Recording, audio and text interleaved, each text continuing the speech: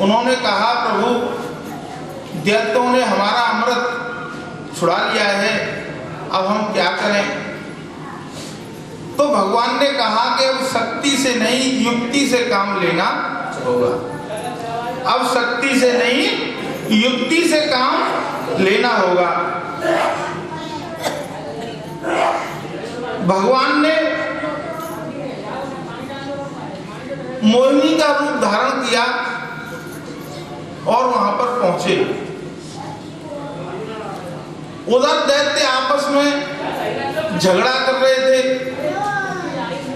एक कह रहा था अमृत मैं पहले पीऊंगा, एक कह रहा था अमृत मैं पहले पीऊंगा।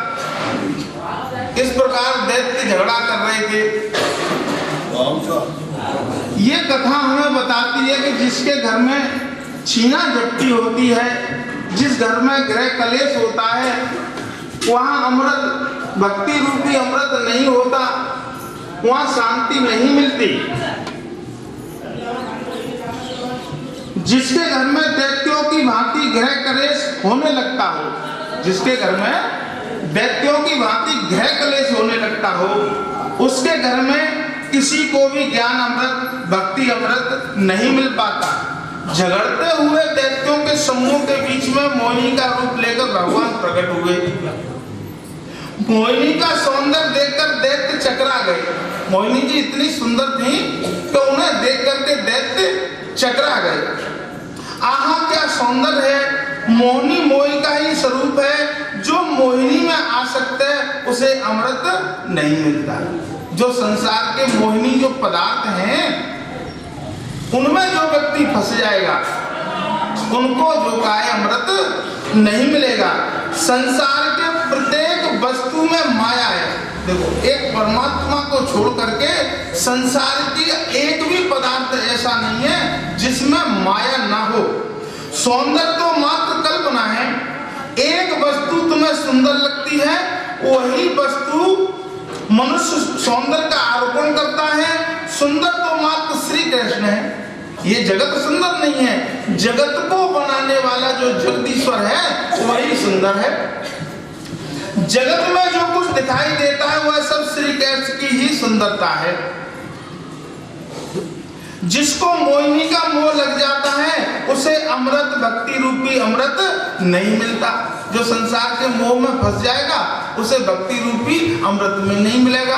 संसार के पदार्थ तो उसमें बहुत होंगे, धन होगा, संपत्ति होगी, मान होगा, सम्मान होगा, वैभव होगा, लेकिन शांति नहीं होगी, आनंद नहीं होगा।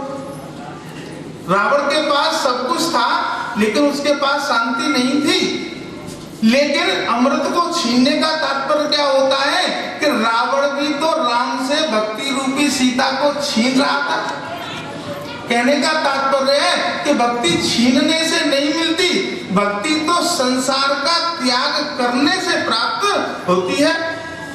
जो संसार की मोहिनी सौंदर्य विषयों के मोह में फंस जाता है उसे अमृत नहीं मिलता। किंतु जिसका मन मनमोहन श्री कृष्ण में फंसता है उसे अमृत मिलता है। जब तक संसारिक मोहिनी का मोह है भगवान नहीं मिलेंगे। संसारिक पदार्थों में मन फंसा हुआ है, वैसे ही जब तक श्री कृष्ण के स्वरूप में ना फंसे। यह बात आती है कि जैसे हमारा मन संसार के विषयों में फंसा है, व्यापार में फंसा है, मान बढ़ाई में फंसा है, मान सम्मान में फंसा है, इन सबसे मन हट करके जब तक श्री कृष्ण में नहीं लगेगा, जब तक भगवान नहीं मिलेंगे, भक्ति रूपी सीता हमें प्राप्त नहीं हो पाएगी। स्वरूप आसक्ति के बिना भक्ति सिद्ध नहीं हो पाती। संसार विषयों का मोह छोड़ोगे तभी भक्ति हो सकेगी। इसे विवेक से छोड़ना है। ज्यों-ज्यों प्रभु प्रेम बढ़ जाएगा त्यों-त्यों विषयों की ओर से अरुचि हो जाएगी।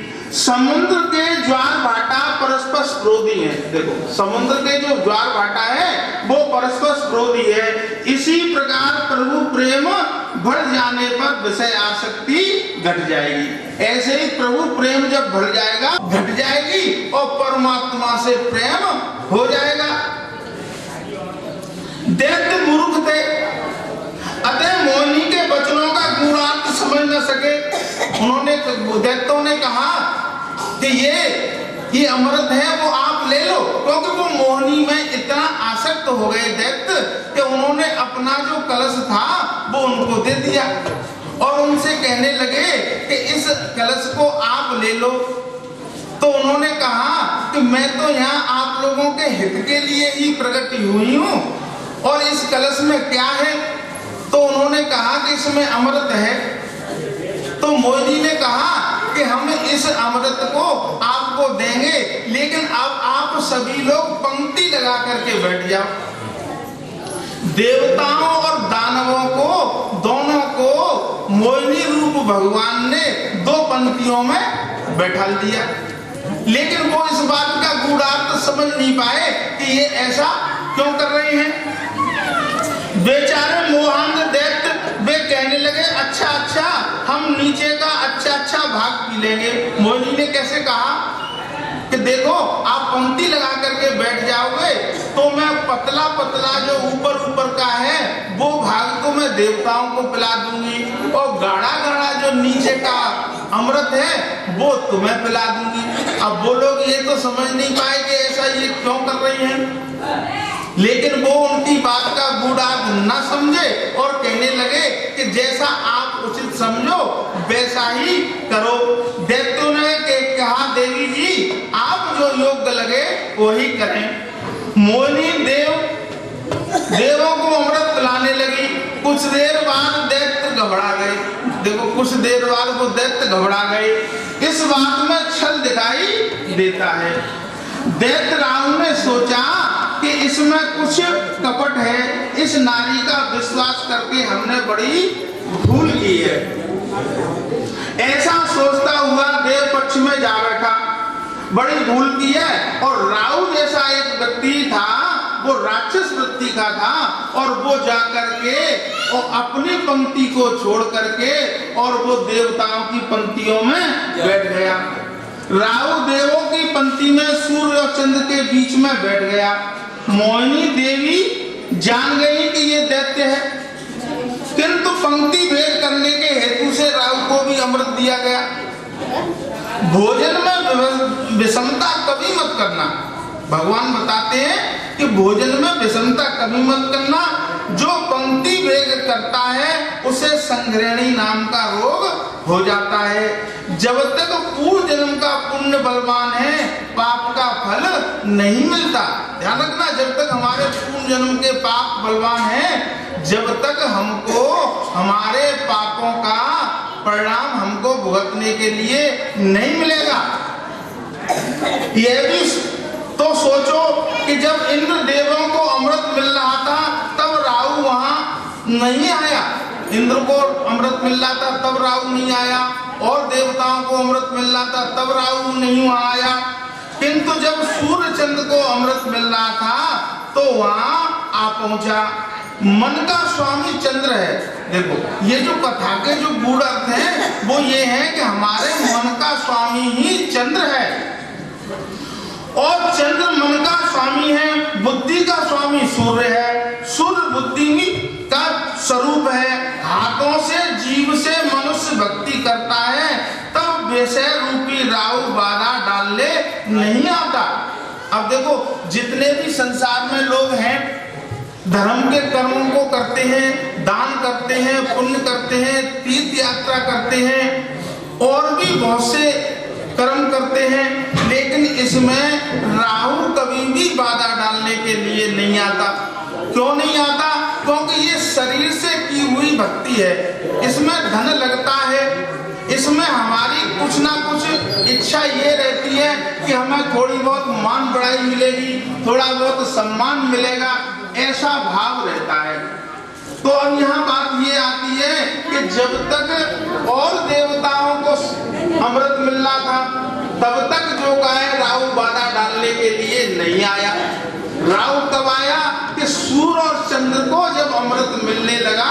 ये आगमन का है। मन बुद्धि को ईश्वर के ध्यान में लगाया नहीं कि राहु आया हुआ ही समझो। अब बात आती है कि जब जीव शरीर से भक्ति करने की बजाय जब अपने इष्ट के ध्यान में बैठता है भजन करने के लिए बैठता है, मन बुद्धि को ईश्वर के चिंतन में लगाता है, तभी जो गाय राव रूपी विषय आसक्ति हमारे जीवन में बाधा डालने के लिए उपस्थित हो जाती है। कहने का तात्पर्य शरीर से भक्ति करना, शरीर से दान पुण्य करना ये बहुत सरल है, लेकिन मन से भक्ति जो करना है वो कठिन है। बुद्धि को जो भक्ति रूपी अमृत मिलता है वो है विषय रूपी राव से देखा नहीं जाता।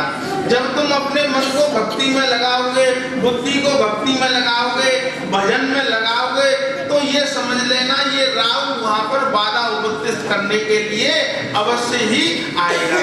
ये राव रूपी ही माया है। अतः विषय रूपी राव विघ्न डालने आ जाता है। इस विषय राव को ज्ञान शक्ति से नष्ट कर दो। अब भगवान ने क्या किया कि जब मोहिनी ने पंक्ति भेद तो किया नहीं, और पंक्ति भेद करना भी सही नहीं है, तो उन्होंने अमृत पी लिया। तो भगवान ने अपने सुदर्शन चक्र से उस राहु की गर्दन काट दी।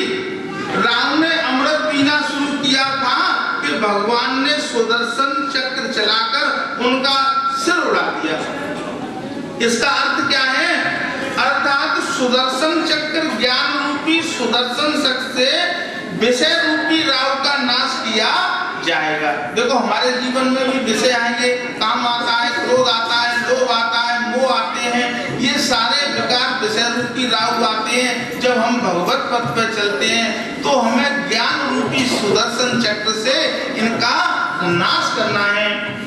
किंतु मात्र ज्ञान और बुद्धि से विषय रूपी राव मरता नहीं। ज्ञान और बुद्धि का अधिक विश्वास मत करो। अकेले ज्ञान से कुछ नहीं हो सकता। ज्ञान राहु वैसे तो अमर है, जब तक कोई सच्चे संत की कृपा नहीं मिल पाती विषय रूपी राहु मरता नहीं है, जब तक किसी सच्चे संत की कृपा। इसीलिए तो कहा है बिनु सत्संग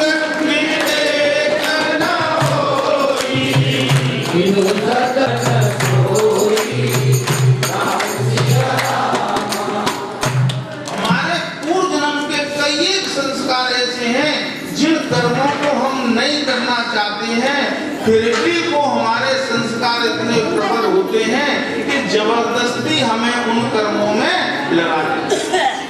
तुलसीदास जी ने लिखा है नरतन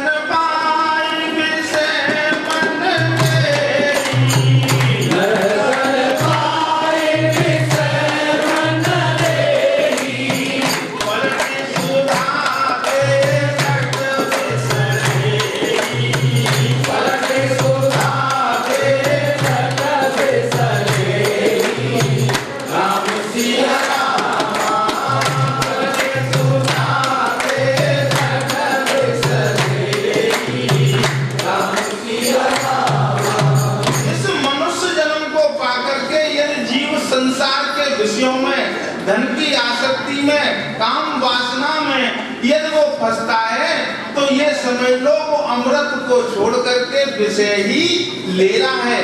विषय ही विष है, और ये परमात्मा की जो भक्ति है यही अमृत है।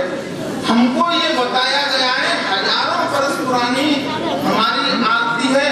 आज तो लोगों ने उन आरती को भी गाना बंद कर दिया है, क्योंकि संसार में वो कर रहा कुछ है और कह रहा कुछ है, इस वजह से उसने आरती को भी गाना बंद कर दिया।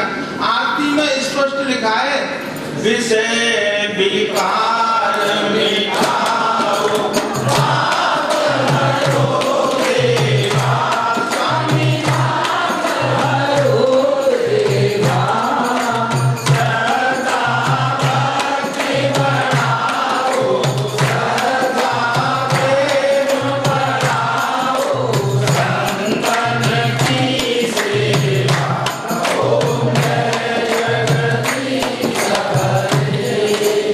विषय विकारों मिटाओ और पाप हरो देवा। पाप क्या है? ये संसार के जो विषय है यही पाप है। लेकिन ये विवेक कैसे आएगा? ये विवेक सत्संग से आएगा, क्योंकि जीव जब भगवत मार्ग पर चलता है तो वो पहले कर्म कांड का ही आश्रय लेता है, और कर्म कांड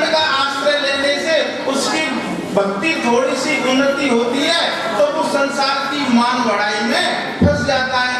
फिर वो उन कामों को करने लगता है जिन कामों में उसे प्रशंसा मिल रही है, सम्मान मिल रहा है, आदर मिल रहा है, उसे ये प्रलोभन मिल जाता है कि दान करने से ये मिलेगा, ऐसा कर्म करने से स्वर्ग मिलेगा, तो वो संसार की आसक्ति में ही फंस जाता है।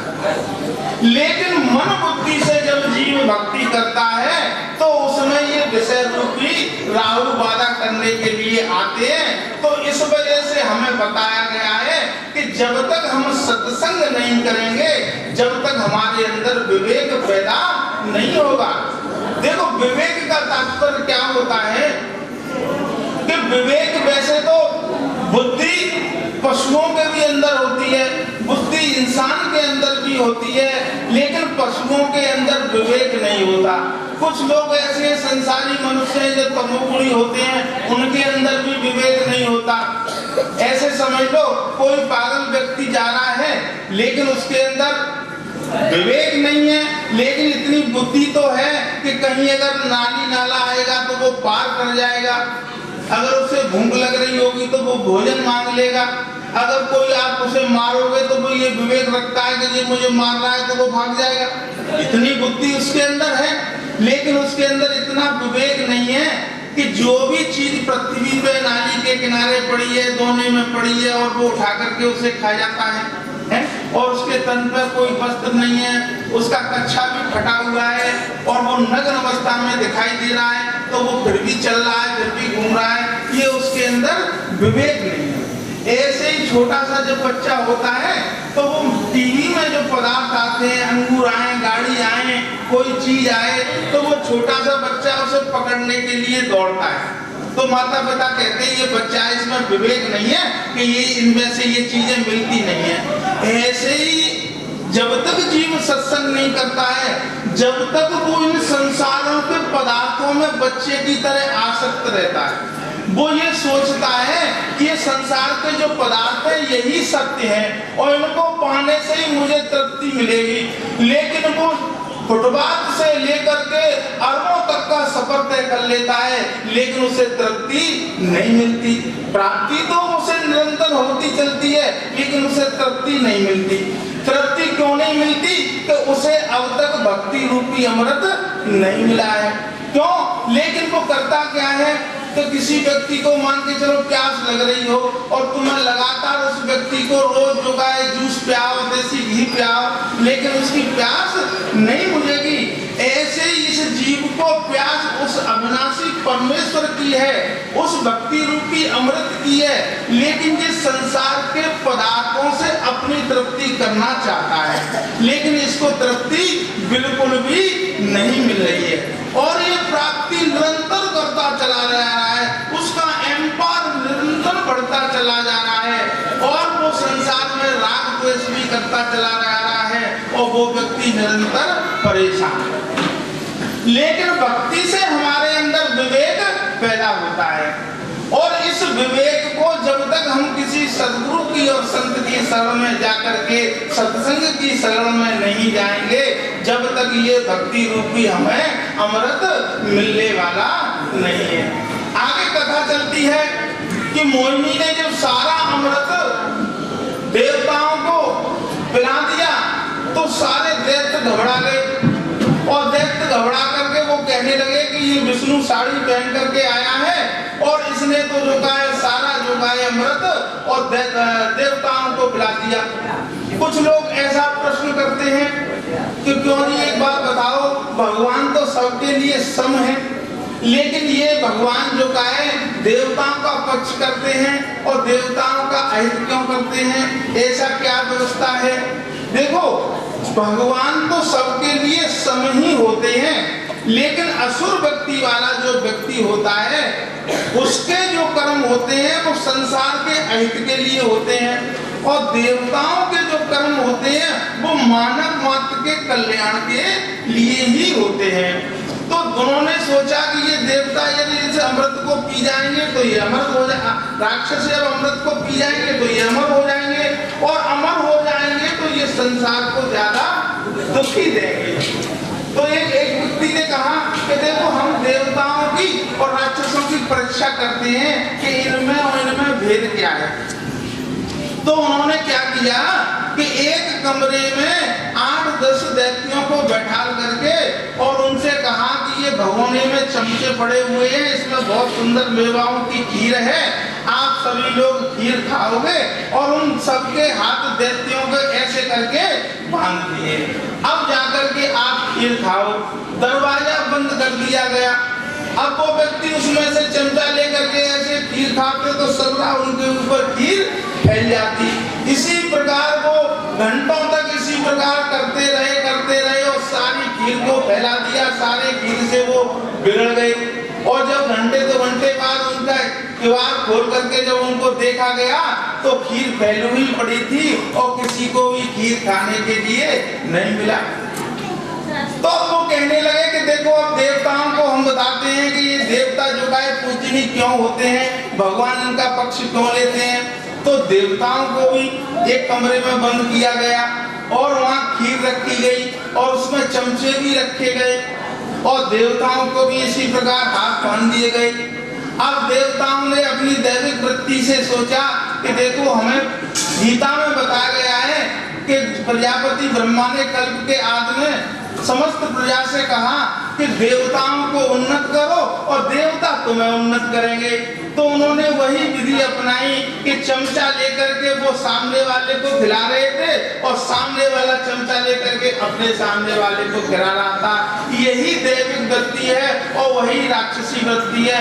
जो दूसरों को खिला करके खाता है वही देवता है और जो स्वयं खाना चाहता है वही राक्षस है। बिनु सत्संग विवेक न होई, बिनु सत्संग विवेक न होई, राम कथा बिनु सुलभ न सोई, राम कथा बिनु सुलभ न सोई, राम सिया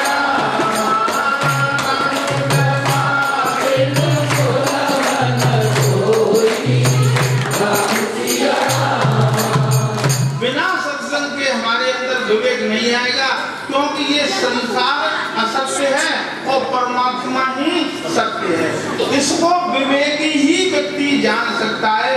जब व्यक्ति विवेकी हो जाता है तो वो संसार में ऐसे रहता है जैसे कीचड़ में कमल रहता है, लेकिन वो कीचड़ से लिप्त नहीं होता।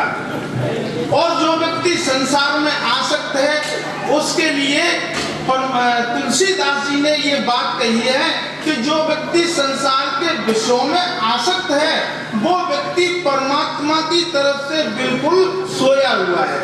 वो बात अलग है कि वो तीर्थ यात्रा करने जाता हो या कुछ दान पुण्य करता है या वो कुछ भी अपने घर थोड़ी बहुत आरती बंधन करता है, ऐसा सब कुछ करने से कोई भक्त नहीं हो जाता। इतना तो सब कुछ रावण भी करता था, लेकिन रावण इतना सब कुछ करने के बाद भी उसकी जो वृत्तियां थी वो आसुरी थी, क्योंकि उसके अंदर विवेक नहीं था। जिन चीजों को वो पाना चाहता था वो सब असत्य है। तो तुलसीदास जी ने कहा है कि उस व्यक्ति को सोया हुआ ही समझो जो संसार के भोग पदार्थों में आसक्त है। और जागा हुआ व्यक्ति कौन है? जिसने ये मान लिया कि ये संसार झूठा है और परमात्मा सच्चा है। जानहि तवहि जीवन जागा, जानहि तवहि जीवन जागा, तब सब विषय विलास विरागा, तब सब विषय विलास विरागा, राम सिया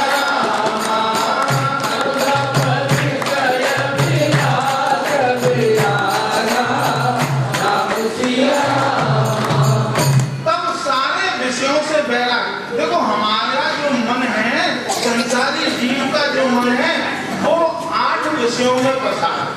पहला है विषय है रूप। ये आंखें बहुत सुंदर सुंदर दृश्य देखना चाहती हैं। दूसरा है हमारी जिह्वा, रूप माने रूप आंखें और रस रस माने जिह्वा, गंध माने नाक, नाक भी बहुत सुंदर सुंदर पदार्थों की सुगंध लेना चाहती है। शब्द कान बहुत सुंदर सुंदर सुनना चाहते हैं, अपनी प्रशंसा सुनना चाहते हैं, हमारे अंदर कोई दुर्गुण हो उनको सुनना नहीं चाहते।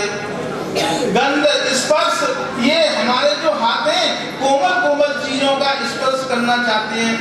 फिर उसके बाद में आती है गंध रूप रस शब्द स्पर्श मान। हमारा जो मन है 24 घंटे इस चक्कर में लगा रहता है कि कहीं हम जाएं वहां हमें मान सम्मान मिल जाए। अब देखो ये 5 इंद्रियां हैं। बुजुर्ग जब व्यक्ति हो जाता है 80, 90, 95 साल का जब व्यक्ति हो जाता है तो उसके ये जो रूप रस गंध शब्द स्पर्श ये 5 जो विषय है ना, ये बिल्कुल शिथिल पड़ जाते हैं। तो वो इनकी चाह उसे नहीं रहती, लेकिन उसके अंदर एक चाह रह जाती है कि मुझे सम्मान मिले, मेरी बढ़ाई हो, मान बढ़ाई, कीर्ति हो, समाज में मेरी प्रतिष्ठा करें, मान बढ़ाई।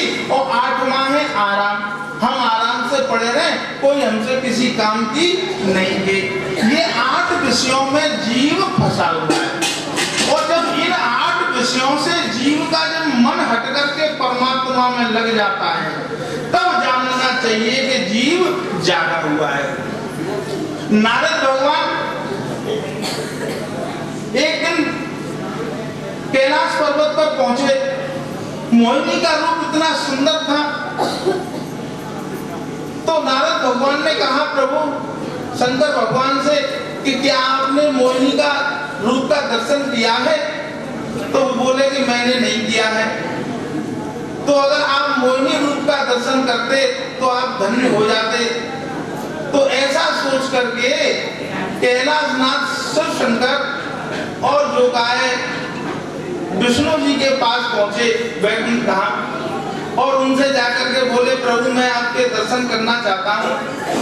तो भगवान बोले कि हम तो आपके सामने ही बैठे हुए हैं, दर्शन करो। कि नहीं, मैं आपका मोहिनी रूप दर्शन करना चाहता हूँ।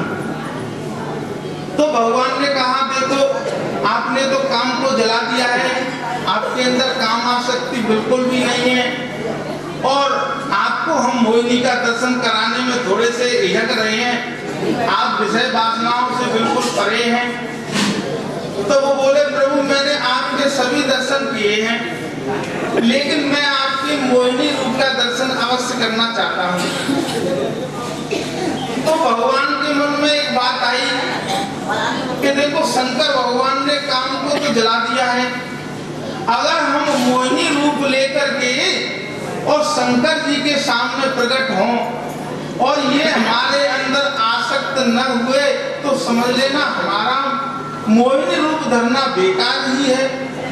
तो ऐसा सोच करके उन्होंने कहा कि अच्छा चलो हम आपको मोहिनी रूप का दर्शन कराएंगे। तो एक दिन की बात थी कि पार्वती जी शंकर भगवान की गोदी में सर रख करके लेट रही थी, कुछ ज्ञान चर्चाएं चल रही थी। उसी समय पर भगवान ने अपनी ऐसी माया फैलाई कि वहां पर ऐसा सुंदर माहौल बन गया, सुंदर सुगंध वायु चलने लगी और झीमी झीमी बूंद पड़ने लगी। ऐसा सुहाना मौसम हुआ कि उधर से एक सुंदर नारी भीगती हुई और चली आ रही है और शंकर भगवान दूर से देख रहे हैं कि ये नारी कौन है जो मेरी तरफ चलती हुई चली आ रही है। उसका वस्त्र भीगे हुए से उनका सौंदर्य, उसका शरीर बाहर उभर रहा था, चेहरे पर थोड़ी सी पानी की बूंदें थी, लटें लटकी हुई थी गालों पर, ऐसी सुंदर लग रही थी कि शंकर भगवान टकाटक देखते रह गए। और जब वो उनको देख करके पास आई और पास आकर के जैसे मुड़ के इधर को जाने लगी तो पार्वती जी ने पूछा प्रभु आप क्या देख रहे हो?